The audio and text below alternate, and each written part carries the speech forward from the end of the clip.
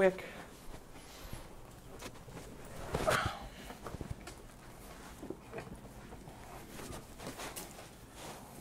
All is well, all is pretty.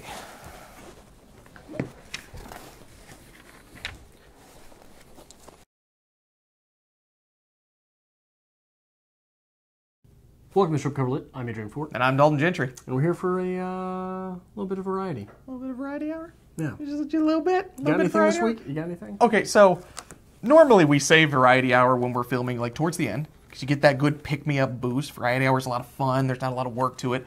But, like, we're doing this now. Because I'm excited. So... Glad you got something to talk about. I live a very boring life. Okay. So, as always, had a busy week. Did a lot of stuff. I'm getting ready to do a wedding. I'll talk about that a little later, whatever. I sat down one morning, made the coffee, and I pulled out A Movable Feast, Ernest Hemingway, and I'm just going to read a couple chapters, kill some time, read the whole fucking thing again. Really? I love this book. This is a good book. Okay. I want you to read it sometime. But I'm going to start out with the Scott Fitzgerald chapters. Okay. The last 50 pages of this book are pretty much just Hemingway and Fitzgerald. And we're getting into that point. But let me read this comment to you because this is the best compliment I've ever heard. His talent was as natural as the pattern that was made by the dust on a butterfly's wings. At one time he understood it no more than the butterfly did, and he did not know when it was brushed or marred. Later he became conscious of his damaged wings and of their construction, and he learned to think and could not fly anymore because the love of flight was gone, and he could only remember when it had been effortless. That's fucking gorgeous. That's not a compliment. That's fucking gorgeous. That's a eulogy. That's fucking gorgeous. Okay. Anyway. Okay. Sometimes you reread things, they hit you a little different. Yeah. So anyway, the reason I brought up A Movable Feast. We have joked and talked for a long time how about the greatest idea ever would be a sitcom of Hemingway and Fitzgerald. Yeah. Just out, Odd Couple style, Hemingway and Fitzgerald. Do you know of Hemingway and Fitzgerald's first meeting and their first trip together? No. Okay. Hemingway meets Fitzgerald. Is it in the book? It is in the book, so I do hope you read this at some point in time. Hemingway meets Fitzgerald. He's not impressed by him naturally. He says, well, I wrote this book. I think you might like it, Hemingway. I'm going to let you read it sometime. And he's like, yeah, what the fuck ever. You're just a weird guy. Don't like you. It's actually how Dalton and I met. Yeah, polar opposites. Moving forward, after Hemingway read The Great Gatsby, he said that it's one of the most beautiful books ever written. This man has a gift. It's amazing. So anyway, Fitzgerald invites Hemingway to go help him pick up his car because they had some car troubles and they had to ditch the car and take the train back. So Hemingway reluctantly agrees. No big deal. Turns out that the car troubles was Zelda Fitzgerald refused to have anything but a convertible, and it started to rain. So they had to pay to park the car, and now Hemingway and Fitzgerald have to go pick it up. They go to pick it up and are encountered with basically nothing but rainstorms. So they drive 5 miles, it rains, they have to park the car. Drive 5 miles, it rains, they have to park the car. So what does Ernest Hemingway do? He's like, well, let's get drunk. Let's do some drinking. I'll get a couple bottles of wine here, we'll make this a thing. Apparently, F. Scott Fitzgerald, and he was a drunk, he was an alcoholic, that's a thing, couldn't handle his liquor. What do you mean couldn't handle it? Couldn't handle his liquor. And to the point where Hemingway even says, he's like, at that point, I never got Scott drunk again. And anytime we went to lunch, I ordered the weakest white wine and we cut it with water. Because after a couple drinks, apparently Scott Fitzgerald went into full-on crisis mode. Full crisis. Well, he did die of a heart attack, didn't he? This is Felix Unger Odd Couple level crisis, to the point where he is convinced that he is dying. And it's over. This is us. This is us. So, after just one day of drinking, Scott's in bed. Hemingway has to dress him in his night clothes, and he is in bed. And he says to him, Ernest, will you fetch me a thermometer? I need to take my temperature. And Hemingway's like, okay, I can make this happen. So he goes out and, he gets the bellhop or whatever to go get a thermometer, and he comes back, and, there's an entire, 20-page scene of, he's like, all right, well, it's not a rectal thermometer, so, just put it under your arm for about 10 minutes, and we'll check your temperature. So he does, and Fitzgerald's like, no, this isn't right, Hemingway. This thermometer's broken. I'm dying, and I need help and assistance. So Henry's like, well, let me put it under my arm. Look, 10 minutes later, same thing, Scott, you're fine. Scott refuses to acknowledge the fact that he's fine because in his mind, he is dying. And it is over. It is curtains, baby. And this is... Yeah, that's episode 1. Yeah. 100%. Love it. Yeah. Scott can't help but just go call Zelda every 10 minutes to make sure everything's okay. He refuses to eat anything but chicken because anything else will give him food poisoning and he will die. Yeah. When ironically, chicken will give you food poisoning, you will die. But it's the 30s. It's fine. 40s, whatever. But no, wholeheartedly, like, I was reading it, I'm like, this is us so much. So we go to get coffee, and I get a text from my neighbor. They were mowing the lawn, and a rock has flown up and busted out the window of my significant other's car. Whatever. So I immediately go, Adrian, I need to go make a phone call. I am Scott Fitzgerald. I need to go call Zelda and check in on her, make sure everything's fine. We have car troubles. I'm like, oh my God, this is spot on. It's so wonderful. So we need to pitch the idea of this sitcom somewhere because this has to happen. We just need to make it. It's so gorgeous. We need to make it and hope it gets picked up. It's so perfect. It's depressing how perfect it is, isn't it? Because it's one of these things where you realize, if we had the time. Yeah. If we had the time, if we had the time. We'd be on season 10. You know? Time's a thing, man. Like we bitch about it every week, but it sucks. Yeah. It does. And how much time do you piss away every week? A lot. You know? Even the motivated types. The motivated types, I think, are in more existential rage than the lazy types. Because the motivated types waste 10 minutes in a day, and they're in anguish the entire 10 minutes. Okay. And then the next 20 minutes, while they're kicking their own ass to get through something, they're anguishing about how much further ahead they could be if they had used those 10 minutes. You know what I mean? I would call myself far from the motivated type, 100%. I think I have the occasional moments of brilliance. If you can light a fire under me, I can get shit done. Yeah. But you got to stoke that fire, baby. I've always said that about you. Yeah, you got to keep that stoked. I don't remember what video it was. We were prompted to say something nice about each other, and I said you were extremely capable. Yes. Which I said sounded like an insult, like a backhanded compliment. But no, I mean that. But I get it. And especially working nights. Like some days you wake up, you're tired, and like I want to go, I'm going to have a cup of coffee, and I'm going to, check some YouTube stuff. And an hour's gone by. I'm like, I got to go get ready for work now. Yeah. This was my day. Yeah. And see, I think the part that gets me, and I'm sure this is extremely interesting to listen to. Yeah, I think the part that gets me about working overnights is not waking up on time, because sometimes that just doesn't happen, right? It's how much... Okay, so I set a limit for myself, and I'll go to bed at X hour. It's changed a little bit lately because I've been going to the gym after work, because the gym opens at 4:30. I get off at 5:30. I'll just go right over. I used to lay down at 6:30. Okay. Lay down at 6:30. I won't fall asleep till 10. Okay, that's not me. If I lay down, I'm done. Really? I said that last week, You man. lucky it's son of a so bitch. amazing. So And like, I don't listen to you. It pisses people off. But this week, I'm busy as well. I'm getting ready to do a wedding for a friend. And when I say do a wedding, I'm the officiant of the wedding. You're getting married? I am marrying someone. And like, it dawned on me, like, if you look historically, like the clergy, the minister, the reverend, whatever you want to call it, that was a good title to have, man. That is the educated man who has devoted his life to this work and study, and like, it's a hard thing to find. And even today, if you want to pay someone to officiate your wedding, that's money. I entered my name into a website and they sent me a certificate. And I'm qualified by the state, baby. I am marrying people left and right. So that's a thing now. But just in helping with this, I realized, like, marriage is rough, man. And, like, not even the marriage part. The wedding's rough. The getting married. There's so much ridiculous planning and money and things that have to be done and things to be worried about that really should not be worried about. It's insane. I don't know how people do it. Yeah. What do you mean things that are being worried about that don't need to be worried about? Just simple things. Like where we're going to put the name cards on the table. Where's everyone going to sit at this reception for the 2 hours they're going to be there? We need a seating chart for these people to make sure everything's just perfect. Really? There's this sense perfection that comes with weddings.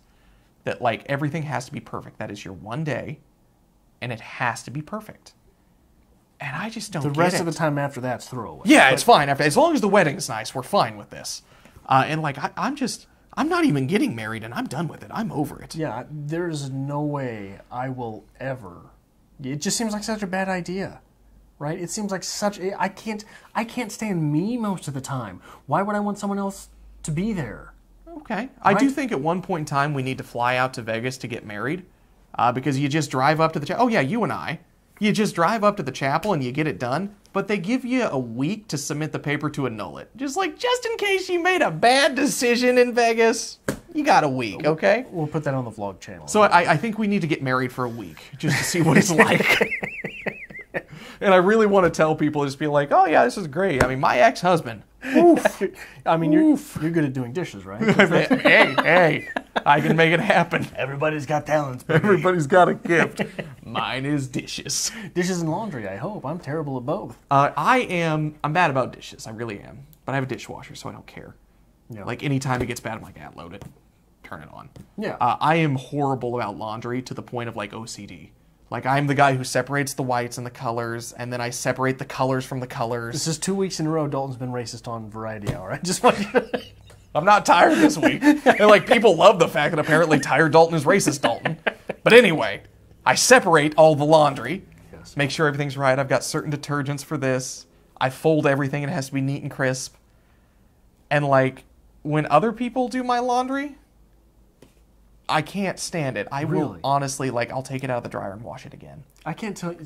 I'm so bad about doing it. I can't tell you how many times I've gone to work and realized I have a sock in my underwear. And that's, like, with Josh. And not in the planned way either. Like, it was just in my laundry. Just I there, swear, hanging out? I didn't. It's not on purpose. Okay. Not all the time. All right. Josh from the Aristocrats the Meat. Yeah. When he does laundry at my house, which is once every 3 months, he does it, and then he dries it, and he leaves it in the dryer. No. Yeah. And every day he'll get up and he'll open the dryer and pull out a shirt, close it, every day. To the point of, I'm like, okay, I'm doing laundry. So I take all the laundry and I put it in a big pile and I put it on the table in the dining room. He walks by it every day to go to bed. And he comes down every morning, he grabs a shirt off the table. At the point I'm like, all right, it's been there for 3 days. So I take it and I put it on a heaping pile on the floor of the staircase going to his room, where it'll sit until he's out of clean laundry. It's amazing. You've got to come up with better systems. Life's all about systems. Systems? Just take it directly to his door. So I show up. Here, just real quick. The thing about systems. So a lot of people say, well, I'm not taking that to his door. He should have it himself, right? You end up doing it anyway. Yeah. You end up moving it 3 times anyway. Yeah. So It'd be easier just take it to the door. just cut it off. So we show up to this wedding rehearsal, right? I'm the officiant. Josh is the best man at the wedding. Ooh, Yeah. that's rough. So What a rough we have to wedding. be there at 6 o'clock. This starts at 6 o'clock. So at 4:30, I leave to make the hour drive. But at 4:30, I go upstairs and I knock on the door and say, Josh, you need to wake up. We got to get going. I'm leaving now. I show up to the wedding. My friend's mother, who I haven't seen in probably 7, 8 years, comes over to me immediately, doesn't say, how are you? Doesn't say, how's it going? She's like, did you get Josh up before you left? I'm like, yeah. He should be on his way. I'll call him to make sure. So I have just assumed at this point that I am his keeper, Yeah. and that is how life works. You signed up for that responsibility, man. I guess so. You are your brother's keeper. I'm going to start, like, upping his rent by, like, the little things that I have to do. Like, if I wake you up, $10 added to the rent. It's like an inverse of what is it when parents pay their kids for chores? An allowance? An allowance. Okay, yeah. It's like the inverse of an allowance. Like, this isn't a fucking hotel. Yeah. I mean, Yeah. if you want the turn down service, you're paying for it. Anyway, that's been my week. That's been in a your week? nutshell. You got anything? No, just the channel. going? Just the channel. Just picked up a little bit of writing. Okay, that's a good thing. Yeah. I was actually on the way here, and I got a notification email. I follow Submittable. I'm sure you're familiar with Submittable. Yeah. It was a small contest for short stories. And, like, it had some money behind it, so, like, they paid out. And the top 25 would be published in this book. And they would invite, I think, like, the top 5 to go read a reading of their short story in Connecticut, I think it is. And I realized, why the hell are we not just randomly submitting to these? It's good practice. good work. Yeah, and I the one area of my life where I am a defeatist is the one area of my life where I want to succeed. Okay. So I got on a roll of submitting when I was in grad school. Mm-hmm. And I was getting acceptances left and right from smaller journals and things like that. And I just stopped. I just fucking quit. Okay. I don't know why. And I let my Duotrope subscription expire. Okay. And I don't remember my password for submittable. Well, we'll have to get you there. I don't exist. I don't exist in the writerly world anymore. And, like, how old were you when you started really submitting like this? Age? 20... submitting a lot or submitting period? When you were submitting a lot. We were just talking about this, like, great period where you were submitting a lot, things were getting published. 27, 28. Okay. Maybe it's just that point in your life where it, like, lights that flame. You're like, oh, time to work on this. Yeah, I'm expired. Okay, yeah, you're old news. Yeah. You're in the clearance bin. Yeah. At 27, the other day, you're not going to believe me on this, and I will show you the evidence if you like. I already don't believe you. I sent a message to the significant other because we were talking back and forth. She was at work. And I said, hey, I want to make it a goal this year. I want to publish a piece of fiction. I've published reviews. I've done some literary criticism. I've done poetry. I want to hit a piece of fiction. I don't care if it's small press. I just want to publish a piece of fiction. So yeah, maybe it's a good thing moving forward. I can kick your ass into it. You right? probably I could. can show you, not necessarily some of the ropes, but I've wanted to, on the channel for a long time, I want to put together a series, 30 Days a Writer or something, and every day I'll do a little snippet where I talk about 3 different journals and what they are, and then I'll, like a vlog, right? Like a writing vlog type deal that's not showing me in front of the computer typing with music in the background. But something that I think there's actual application for viewing. Okay. I'm just, like I told you, man, that's the one place in life where I'm a defeatist. Fair enough. I've put together so many shows, right? I ran the channel for a year in your absence, year and a half in your absence. Didn't do much with writing. Okay. You know? Well, it's a lot of work. But I do think we're talking about, shows and everything, like what we're doing with Strip Cover Lit. And we do have another project we're kind of building up, doing some planning. I don't know if we're ready to talk about that. Maybe drop some hints. It's up to you. I'm open to it either way. Okay, maybe we'll get there. But before we get there, we talked last week about drinking on this channel and like how it would just be a riot to just get loaded and film. Yeah. And like people are behind that idea. A lot of people are like, this has to happen. So like we've been playing with the idea of like maybe if we hit 4,000 subscribers, we might do like a live stream Q&A with very intoxicated Adrian and Dalton. I want to do, and this is the difference between the two of us. Okay. You being so bohemian. I want to celebrate 4,000 subscribers by doing 40 Lordy, we hit 40. Okay. 40 days of poetry. In addition to the Variety Hour and the reviews and the Harry Potter. But it would be 40 days consecutive. When we hit 4,000 subscribers, 40 days of poetry. Okay. 40 days, 40 nights, poetry, right? Well, we have done a lot of desert. Q&A for subscriber goals. Like when we hit 1,000 subscribers, we did Q&A. Yeah. And like people really enjoy it. People really just want to like hear about us. And then I did the Dirty 30. Yeah. But like we keep trying to explain to people like we're not really that exciting. We're pretty boring. I suck. Yeah. I am. No one will ever write my biography. Fair enough. Or if they do, it will be full of conjecture because no one has ever seen me. It'll be like writing a biography for Bigfoot. Okay. There's theories that at one point Adrian used to go to X, Y, and Z.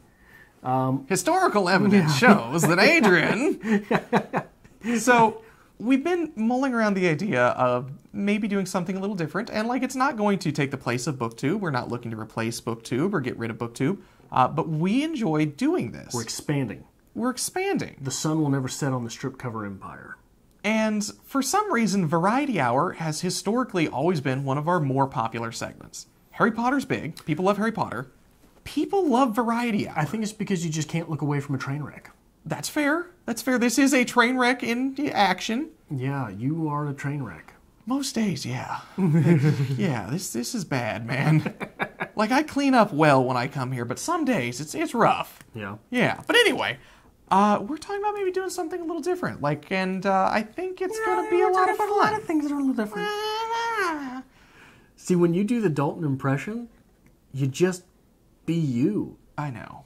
And it's sad. Well, I'm really excited to find out if we do this new channel, which I think we'll talk about just a little bit, which Dalton is going to be filming for that channel. Are we going to get good old St. Joe Dalton? It is interesting, isn't it? It is. It is. There is that dichotomy. It could be a thing. But anyway, I think we're talking about doing some different things, as in expanding ourselves, putting ourselves in new situations, and trying new things. How do you describe this any better? I'm already uncomfortable. Yes. I want to take Adrian and put him in an uncomfortable situation, and it's going to be very vlog style. And we've talked the idea of, can we opt out of certain situations? Is there a red card? Which I'm saying no. I thought that was your idea. It was my idea, but it seems like I'll do anything we want. What a Dalton thing to do. What a Dalton thing to do. I will do anything. You'll do anything. And you're wholeheartedly, I keep bringing up your ideas and you're like, okay, well, I'm not doing that. You have fun. I'm not jumping out of a plane, Dalton. Why not you jump out of a plane? Because it's functional. Because people die bungee jumping. People die jumping out of planes. Skydiving. I do not We'll do it.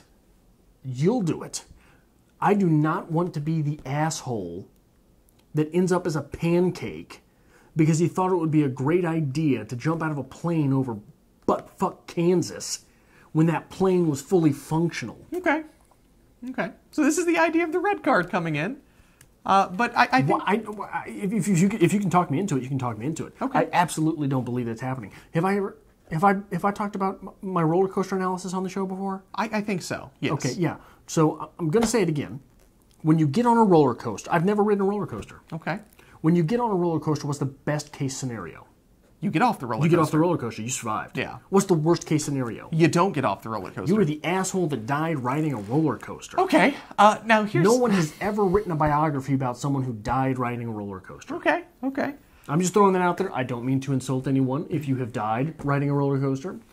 It doesn't happen. We were talking about this. I went last weekend and I went to a place called Go Ape. It's billed as a treetop adventure. It's in Swope Park in Kansas City.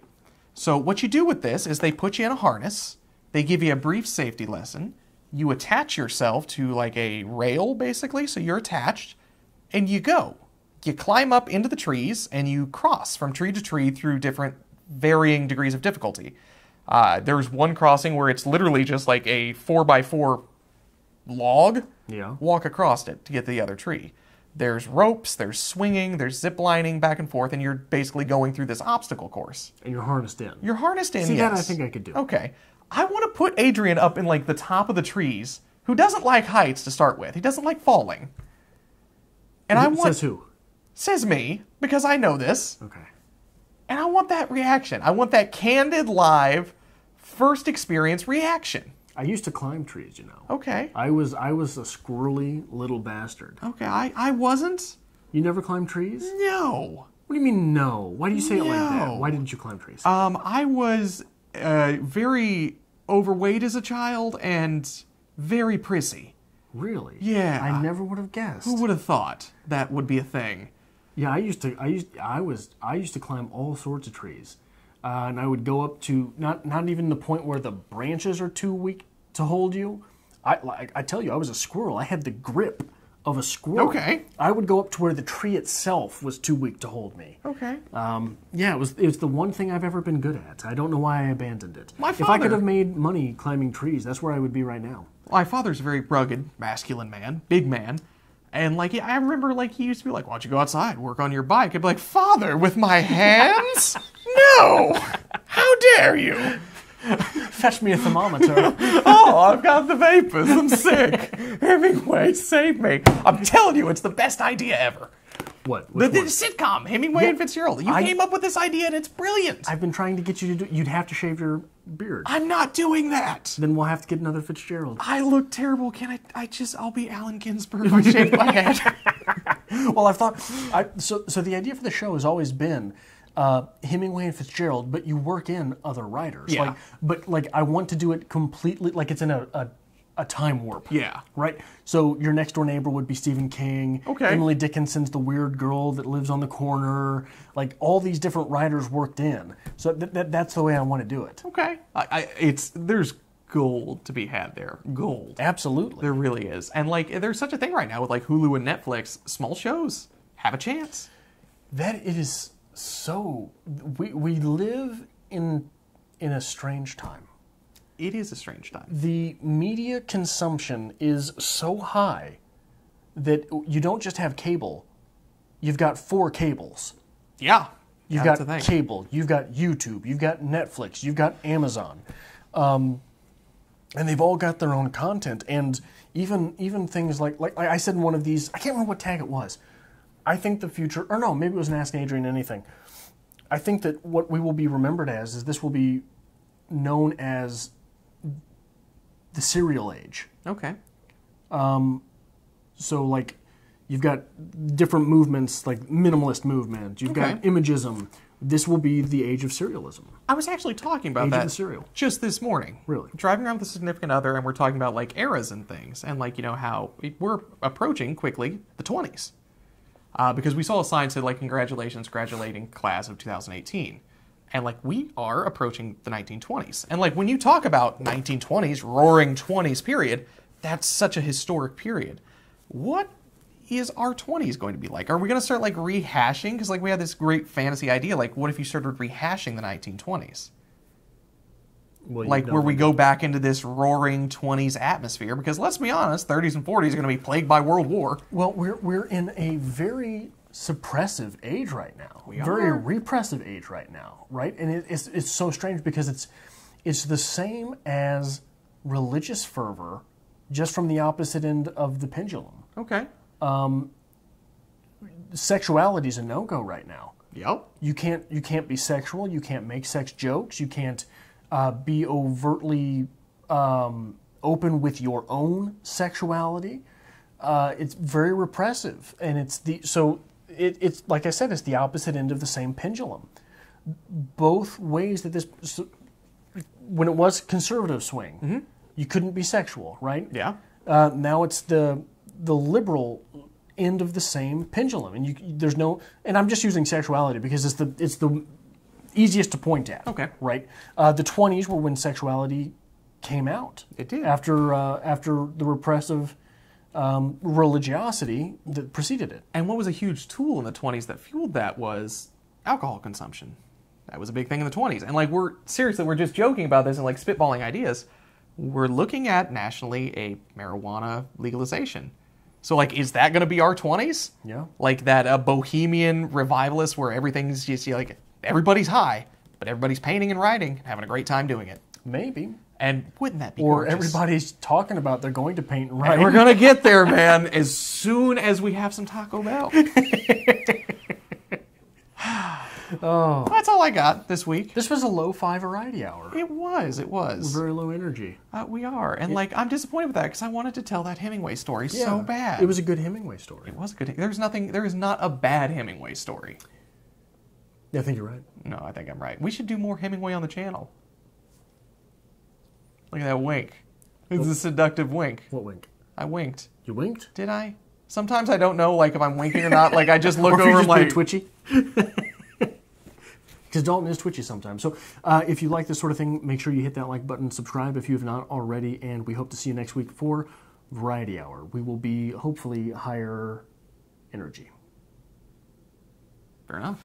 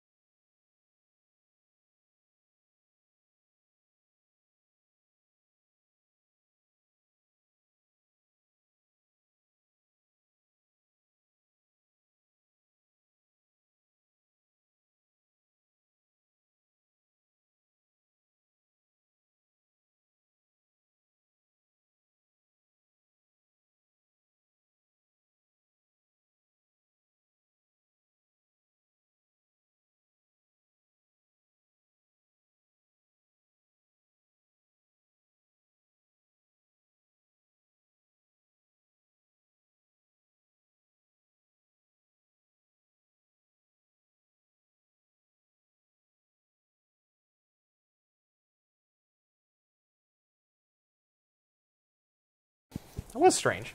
Yeah, I don't know. It's about self-identification.